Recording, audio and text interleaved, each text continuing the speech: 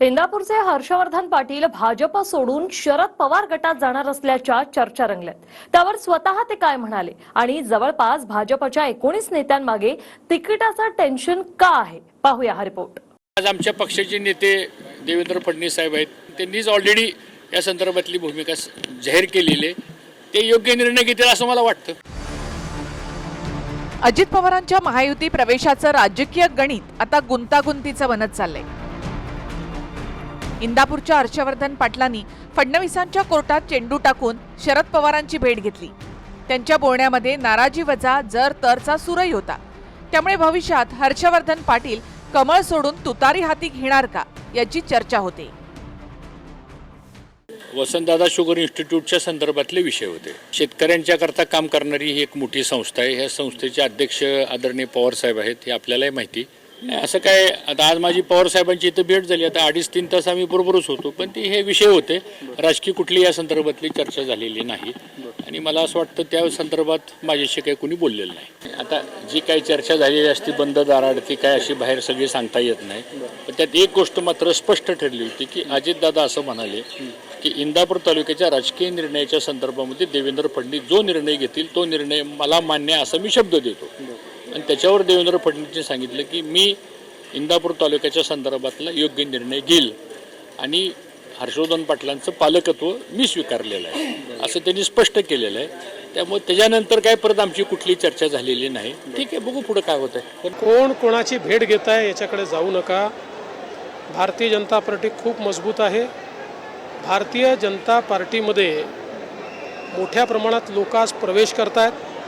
मागच्या आठवड्यात केला, त्याच्याही मागच्या आठवड्यात केला आणि पुढेही खूप प्रवेश होणार आहेत। निवडणुकीच्या काळामध्ये हे खरं आहे की काही इकडचे तिकडे तिकडचे इकडे जातात, पण मला विश्वास आहे हर्षवर्धन पाटील असतील किंवा आमचे इतर नेते असतील ते आमच्यासोबतच राहतील। महायुतीमध्ये आता ज्या जागांवर जे आमदार आहेत त्यांनाच त्या दिल्या जाव्यात असा सूर महायुतीच्या नेत्यांनी वर्तवलाय।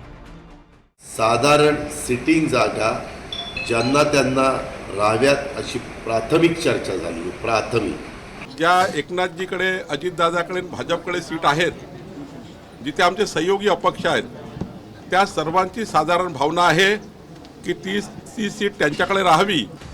त्यामुळे भाजपमधल्या 1-2 नव्हे तर 19 नेत्यांचं भविष्य टांगणीला लागलंय।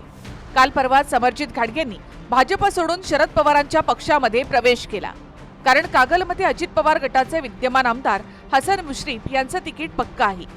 गेली 10 वर्ष भाजप तिकीट देईल या आशेनं थांबलेले समरजित घाटगे यांनी गेल्या वेळी अपक्ष निवडणूक लढवली। यंदाही तयारी सुरू होती, मात्र तितक्यात अजित पवार गटच भाजपसोबत आला। त्यामुळे समरजित घाटगेंनी भाजपला रामराम ठोकलाय। तीच गोष्ट इंदापूरमधल्या हर्षवर्धन पाटलांसोबत होते। इंदापूरमध्ये अजित पवार गटाचे दत्तात्रय भरणे विद्यमान आमदार आहेत। लोकसभेला मदतीच्या मोबदल्यात हर्षवर्धन पाटलांनी महायुतीमध्ये इंदापूरची जागा मागितली होती, पण अद्याप त्यावर काहीही निर्णय न झाल्यामुळे हर्षवर्धन पाटीलही नाराज आहेत। महायुतीमध्ये ही सीट आता तिथे अजितदादाकडे आहे आणि समरजित घाटगेंना विधानसभा लढायची आहे, ती भाजप लढू शकणार नाही, ती शंका त्यांना आहे। त्यामुळे ते पक्ष सोडण्याचा विचार करताय। ती बातमी माझ्याकडे आली आहे, त्याला लढायचंच आहे तर कोण थांबवणार? हर्षवर्धन पाटलांनी सुद्धा शरद पवारांची भेट घेतल्याची माहिती नाही। मी सांगतो की महायुतीमध्ये ज्या सीट राष्ट्रवादीकडे गेल्या त्या ठिकाणी भारतीय जनता पार्टीचे मागच्या वेळी लढलेले आमचे नेते, त्यांना थांबायचे नाही आहे विधानसभेमध्ये। शेवटी त्यांनी थांबावं अशी आमची त्यांना विनंती आहे, सूचना आहे। पण त्यांनी जर विचार केला तर आम्ही त्यांना काही थांबवू शकत नाही। आता ते कोणत्या रेफरन्समध्ये बोलले, काय बोलले हे मला काही माहीत नाही, पण माझ्याकडून तरी अशी कुठली भूमिका किंवा मी काही निर्णय घेतला वगैरे अशी तर माझ्याकडची कुठली भूमिका झालेली नाही। न मी कोणाला भेटलो नाही, न मला कोणी अप्रोच झालेलं नाही। एक गोष्ट खरी आहे की आता जे अजितदादा पवारांचे जे दौरे चालू आहेत त्या दौऱ्यामध्ये साधारणतः असं बोललं जातं की ज्या तालुक्यातला जो सिटिंग आमदार असेल त्याला ते तिकीट मिळणार। आणि त्यामुळं साहजिकच आमच्या मतदारसंघातले जे कार्यकर्ते आहेत त्या कार्यकर्त्यांचा खूप आग्रह आहे। 3 आठवड्यामध्ये माझी देवेंद्र फडणवीस साहेबांची चर्चा झाली होती आणि त्या संदर्भामध्ये ते म्हणले मी या संदर्भातला निर्णय घेईल। 2019च्या विधानसभा निवडणुकीमध्ये भाजपच्या 19 उमेदवारांना पराभूत करून राष्ट्रवादीचे आमदार विधानसभेमध्ये पोहोचले। आता अजित पवारच भाजप सोबत आहे, त्यामुळे त्या 19 जागी भाजप त्याग करणार का हा मुद्दाही पुढे आलाय. वडगाव शेरी, मावळ, हडपसर, इंदापूर, पुसद, अकोले, अमळनेर, आष्टी, अहेरी, उदगीर, तुमसर, अर्जुनी मोरगाव, कोपरगाव, फलटण, वाई, माजलगाव, अहमदपूर आणि कागल असे 19हून अधिक मतदारसंघ आहेत जिथे भाजपला पराभूत करून राष्ट्रवादी जिंकली होती.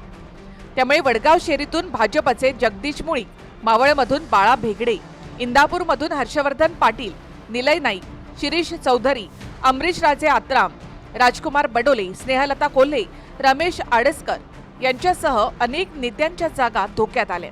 या घडीला अजित पवारांसोबत जे 41 आमदार आहेत त्यापैकी 20 आमदार 2019 मध्ये भाजप उमेदवारांना पराभूत करून विधानसभेत पोहोचले.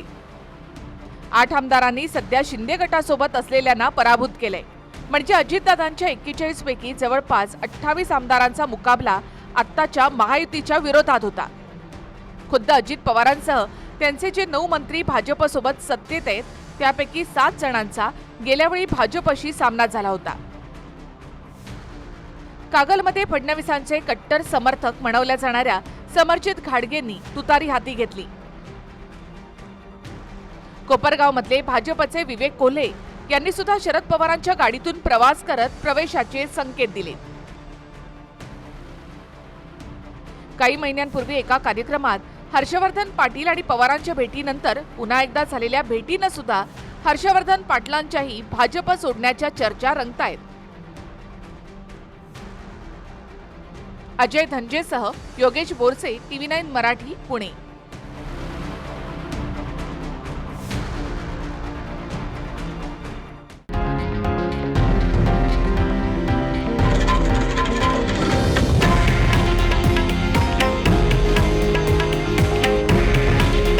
हे आहे देशातील नंबर 1 न्यूज नेटवर्क आणि आपण पाहत आहात TV9 मराठी.